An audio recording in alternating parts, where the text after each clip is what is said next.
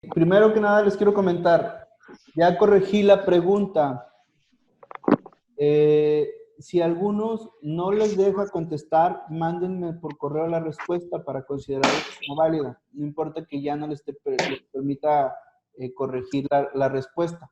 Mándenme nada más la respuesta por correo. Es la pregunta 2 y la pregunta 4, por error puse una pregunta, pero en las respuestas no, en las respuestas se ven diferentes. Entonces, ya está correcta la pregunta 4. La 2 ya estaba correcta, pero la pregunta 4 también ya está correcta. Entonces ya pueden contestar lo que es esa actividad.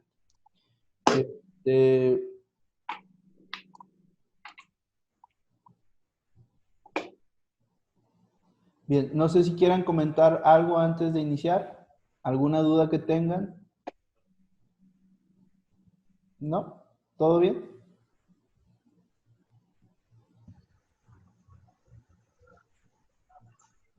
¿Seguros? Bien. Voy a estar silenciando a las personas que van entrando con el propósito de que se escuche poco ruido. En la clase anterior se escuchó mucho ruido, entonces es necesario mantener los micrófonos ahí apagados para que no se escuche tanto ruido. Siguen entrando personas, vamos a esperar unos 2 minutitos más, permítanme. Aunque 2 minutitos aquí se nos hacen eternos. Primero, ¿cómo han estado? ¿Cómo se han sentido con las clases generales? Se escuchan cualquier... omitimos comentar, ya vi la cara de Carla, omitimos comentar, ya vi la risa de Valeria, qué bárbaro. Entonces, hay que adaptarnos al cambio. No va a ser eternamente así, pero pues hay que adaptarnos al cambio. Y al final de cuentas, lo importante es no truncar lo que es la información o la preparación.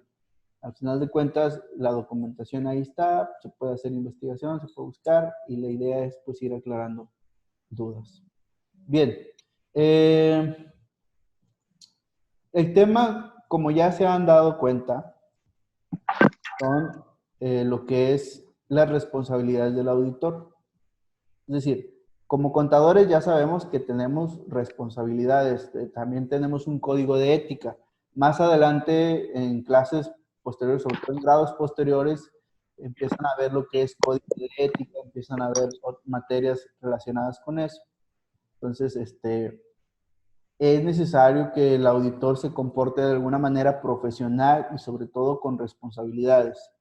Las NIAs, en general la NIA 200 o la serie 200, especifica cuáles son las responsabilidades del auditor en general. O sea, cada NIA se establece a una responsabilidad que tiene y que se tiene que cumplir por parte del auditor.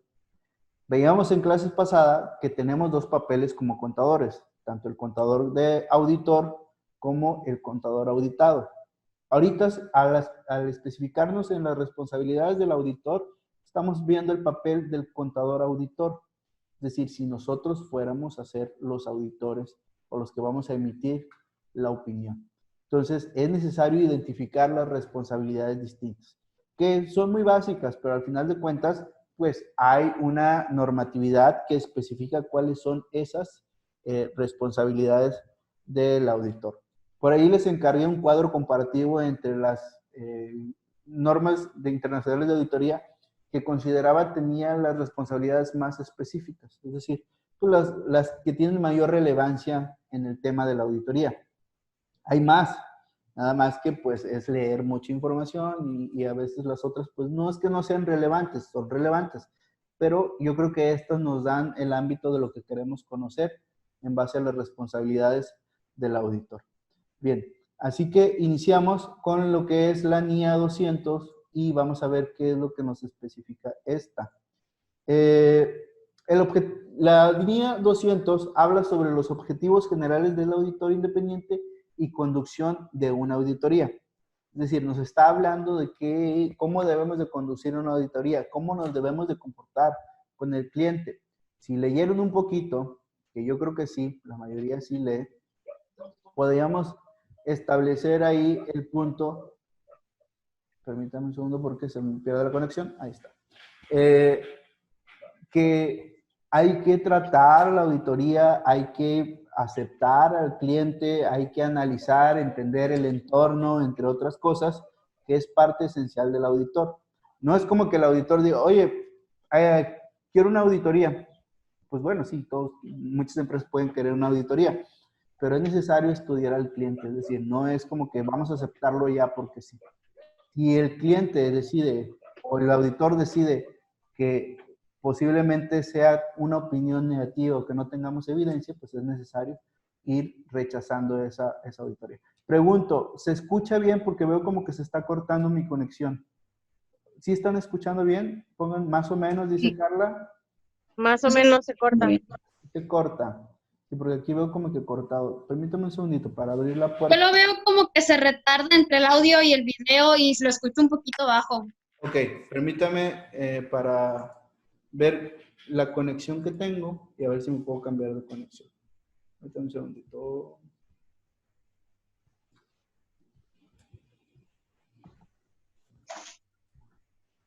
Ok.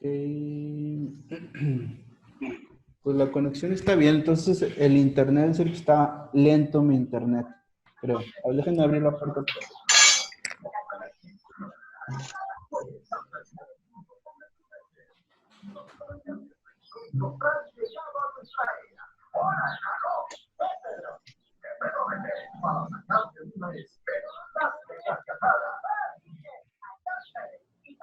Muy bien, vamos a continuar. Parece que no hubo mucho cambio. No sé a qué se deba. Algo está pasando aquí. Pero bueno,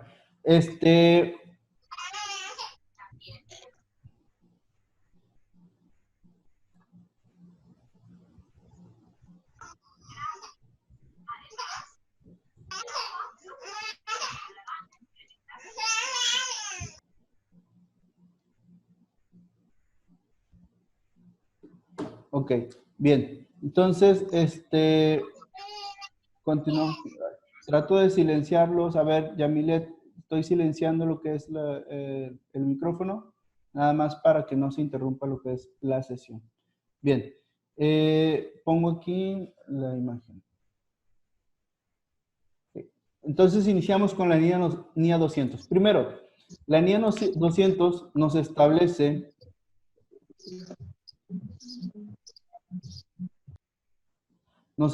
lo que es los objetivos del auditor, entre los que podemos resaltar obtener una seguridad razonable sobre los estados financieros. Es decir, ¿para qué habría una auditoría, un auditor o un contador?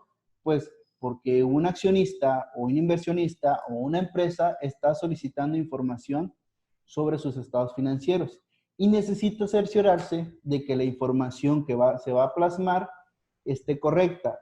¿Por qué necesitaría una auditoría? Pues para tomar decisiones. Es decir, quizá quisiera estar comprendiendo cuál es realizar una inversión, alguna actividad que requiera saber si su información financiera es correcta, quisiera ver si la empresa de otra región está generando cierta utilidad o no, entre otras necesidades. Entonces, el objetivo del auditor es dar una certeza o obtener una seguridad razonable de que la información que está analizando es correcta. Ese es uno de los objetivos. Segundo objetivo, dictaminar y comunicar según las NIA los resultados. Es decir, una vez que ya realicé la auditoría, necesito saber si la información que registré es adecuada o está correcta y darme... Se está cortando el... Ok, voy a cambiarme de señal, permítame un segundo. Soy yo. Ya no lo escucho. Contador, ya no lo escuchamos. A ver, ¿me escuchan? ¿Me escuchan? Ahorita ya. Sí se ¿Ya me volvió a escuchan? escuchar, pero sí se cortó. A ver, permítanme, chat. A ver, ahí me escuchan. Ya me cambié de internet. No sé si ahí me están escuchando. Sí, ahí se escucha bien. Ya se escucha mejor. Ok, muy bien. Sí, se escucha. Ok, perfecto. Bueno, continuamos entonces. A ver, déjenme ver los chats. ¿Quién me está escribiendo por chat? Muy bien. Repito entonces. Objetivos del auditor. Obtener una seguridad razonable sobre los estados financieros. Es decir, dar una opinión de lo que está pasando en nuestra información financiera o la información financiera de la empresa que contrató al auditor, obviamente. Entonces, los inversionistas quieren cerciorarse de que esa información esté correcta. Después, otro objetivo es dictaminar y comunicar según las NIA los resultados. Es decir, voy a darte mi opinión en base a las normas internacionales de auditoría. No es tanto lo que yo piense, como yo lo piense o como yo lo quiera decir. Hay una serie de reglas que me está indicando cómo te lo tengo que transmitir, cómo te lo tengo que comunicar. Es decir, sí, la auditoría y la opinión es en base a mi juicio profesional, a lo que yo realicé, a la actividad que investigamos o analizamos. Sí es mi opinión, pero tengo que cumplir las reglas. No es así como decir, tus estados financieros están mal. O sea, no. ¿Cómo lo tengo que plasmar? ¿Cómo lo tengo que comunicar? Pues es una responsabilidad del auditor comunicarla según las NIA, según las normas internacionales de auditoría. ¿Sí? Y otro de los objetivos y responsabilidades también es abstener su opinión en caso de no tener una seguridad razonable. Es decir, veíamos en la clase pasada las diferentes opiniones. Por ahí tuve una confusión que me quedé pensando toda la noche en ese error que tuve, que me acuerdo que me preguntó Carla sobre la opinión con salvedades. ¿Verdad, Carla? ¿Sí está Carla o no está Carla? No, sí está Carla. Está. No, ok, sí está. Me dijo que la opinión con salvedades era aquella que tenía errores materiales. Y sí es cierto. La opinión con salvedades es la que tiene errores materiales, es decir, está equivocada, es una opinión modificada. En el caso de la opinión no modificada también se le conoce como opinión sin salvedades, es decir, esa es la que está bien, o tiene errores que no tienen importancia. Entonces ahí me confundí con el con o sin. En el caso del con es con salvedades es porque tiene errores, sin salvedades es la que no es modificada. A ver, veo que alguien está levantando la mano, Beatriz. Dime, ¿quieres comentar algo, Beatriz? A ver, le pongo reiniciar audio, pero no me deja.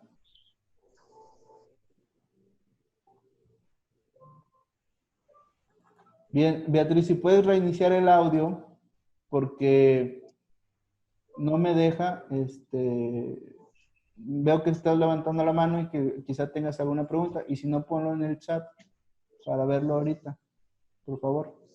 Beatriz, la verdad yo casi no lo escucho y se cortó. ¿Los demás me están escuchando? Sí, ya tiene rato que empieza el mensaje, pero ya se le escucha bien con todo. Ok, muy bien. Bueno, gracias. Entonces ya tiene rato que envió ese mensaje. Y la último objetivo, o uno de los objetivos y responsabilidades es abstener su opinión. ¿Sabes qué? No te puedo dar mi opinión en base a esto. No obtuve suficiente evidencia, el trabajo no salió como lo que es, no puedo asociar al marco de referencia de la información financiera, me abstengo de la opinión. Es decir, no te puedo decir si están bien, tampoco te puedo decir que están mal. No tuve suficiente información para poder dar mi opinión. Es decir, no tengo una seguridad razonable sobre la información financiera. Responsabilidades del auditor. Es decir, saber que no es que vamos a cumplir el capricho del cliente. Porque muchas veces el capricho del cliente es tú ponle que todo está bien ahí. Y no se trata de eso, se trata de emitir una opinión razonable, una opinión verdadera, algo de lo que a nuestro juicio corresponde. Tenemos, a ver, sala de espera, admitir, ok. Pasamos a la siguiente diapositiva, donde he puesto aquí algunas definiciones que vienen en base a la NIA 200. Hay que entender o comprender estos términos. Primero, evidencia de auditoría. ¿Qué entendemos por evidencia de auditoría? Todo lo que podamos recopilar de información necesaria para dar la opinión. Tiene que ser necesaria. Si es relevante, es una evidencia. Si no es relevante, pues no tengo por qué tomarla. Veíamos o explicábamos la clase pasada sobre el riesgo o poner ahí medir el riesgo. Es decir, no todo va a entrar para la auditoría. Poníamos el ejemplo de las maquinarias y de las motocicletas. Si no es evidencia, si las motocicletas no cumplen el criterio del riesgo, el porcentaje o lo que vamos a trabajar en eso, pues mejor los voy a dejar fuera. Eso no lo voy a tomar como evidencia. No me sirve o no me da información necesaria. Pero una factura y el registro contable de una maquinaria que cuesta 8 millones de pesos, eso es una evidencia. Entonces, la puedo recopilar. Hablar de evidencia de auditoría es hablar de la información que estamos recaudando. Marco de referencia de la información financiera. Nos hace referencia a las normas de información financiera que está aplicando la empresa sus estados financieros. Pueden ser las NIF, pueden ser las NIF o pueden ser las NIC.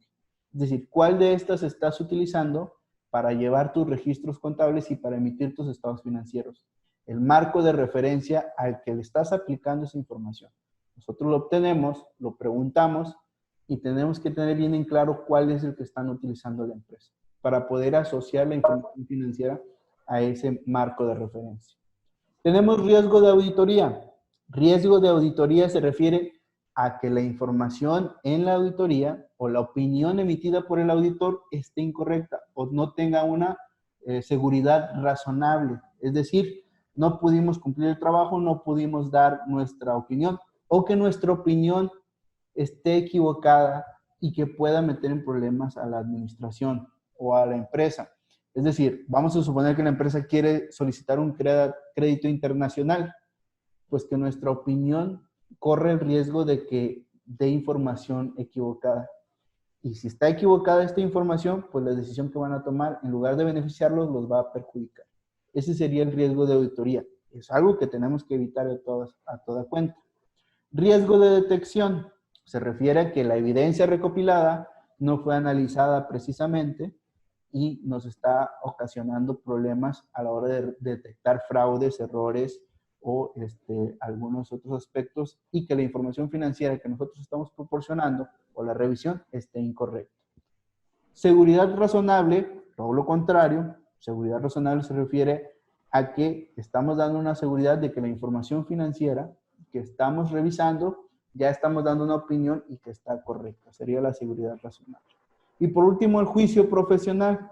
Y el juicio profesional lo podemos considerar como lo que es la experiencia del auditor, también sus puntos de vista. Yo lo siento así como que un instinto profesional. Es decir, muchas veces a mí me preguntan, es que no encuentro el error. A ver, ¿ya buscaste aquí? Ah, aquí estaba el error. ¿Cómo supo? No sé, fue instinto. Es decir, a veces ya tenemos ese instinto de decir, me late que no está correcto. Oye, pero si tiene sus facturas, tiene toda su información. A ver, Cintia está levantando la mano. ¿Quieres comentar algo, Cintia? Sí, contador, es como agotar todas las posibilidades dentro de un profesionista, o sea, indagar en todas las posibles causas o razones de lo que se está auditando. Así es, pero a veces no tenemos evidencia, pero me late que esto no está bien. Me late que esa maquinaria no está correcta. A ver, dime, Carla. Bueno, lo que pasa es que cuando estábamos haciendo el cuadro comparativo, en la parte donde venían las NIA de la serie 200, había una parte que me llamó la atención que decía que cuando el auditor no pudiera dar una opinión sin salvedades, que entonces el auditor tenía que abstenerse de dar su opinión, pero venía también que o podía renunciar. Entonces, mi pregunta es, en este caso, por ejemplo, sería como usted menciona el juicio profesional. Por ejemplo, si yo estoy auditando una empresa y a lo mejor no tengo nada que me conste que está algo mal, pero si mi juicio me dice que hay algo mal y que no debo yo dar mi opinión, ¿por qué renunciar? O sea, ¿por mi ética moral o...?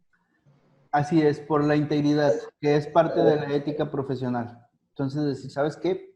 Ahorita está muy renuente lo que es las operaciones simuladas. ¿Qué son las operaciones simuladas? Aquellas operaciones en las que se compran facturas. Y en muchas empresas han realizado estas operaciones. Pero no se puede comprobar que es una operación simulada, porque generalmente son por un servicio. Pero quizá nosotros podamos identificar ahí como que me late que esta información no es correcta. Es decir, como que aquí compró una factura en lugar de realmente consumir el servicio. Entonces ahí no hay un documento o una evidencia de auditoría que te lo pueda cerciorar, pero ahí es donde entra el juicio profesional. Y dice, ¿sabes qué? Yo siento que esto no está correcto. Entonces, ahí debemos de aplicar el juicio profesional, es decir, esto no va y siento que no va, no te lo puedo comprobar, pero yo siento que no es por aquí. Entonces, podemos renunciar a dar nuestra opinión en ese aspecto. Es decir, en ningún momento el auditor va a trabajar para la administración. Y trabajar para la administración me refiero a que se va a asociar en base a decir, te voy a beneficiar. O sea, no. Tenemos que ser muy conscientes de utilizar nuestro juicio profesional y decidir si sí o si no. Es decir, si nos vamos a meter en ese aspecto respetando el código de ética o no. Porque es muy fácil. Al final de cuentas, el auditor es el que decide. Oye, te doy mi opinión sobre esto. Pero no sabemos qué problemas pueda conllevar una decisión así. Entonces, el juicio profesional yo lo asocio mucho con ese instinto que el contador, a través de su experiencia, va obteniendo, pero que muchas veces no tiene certeza de comprobarlo. Es decir, no te lo puedo demostrar, pero por mi experiencia y por mi juicio profesional, yo siento que esto no está correcto. Entonces, ahí es donde hacemos uso de lo que es el juicio profesional. Entonces, la NIA 200 establece estas definiciones porque son necesarias para conducir una auditoría adecuadamente, donde debemos de recaudar evidencia, debemos conocer el marco de referencia, identificar que podríamos estar en un riesgo de auditoría, dar una opinión que no es correcta y que puede meter en problemas a la administración, que puede ser una mala inversión, el riesgo de detección, donde podemos caer en el punto en el que no se hizo el trabajo adecuadamente porque no se recaudó la evidencia suficiente, pero aún así no detectamos ni errores ni fraudes. La seguridad razonable, que nos dice que la información que estamos plasmando, la opinión que estamos dando, pues es razonable y da seguridad, es decir, está correcta. Y el juicio profesional, pues eso que la experiencia genera a lo que es el auditor.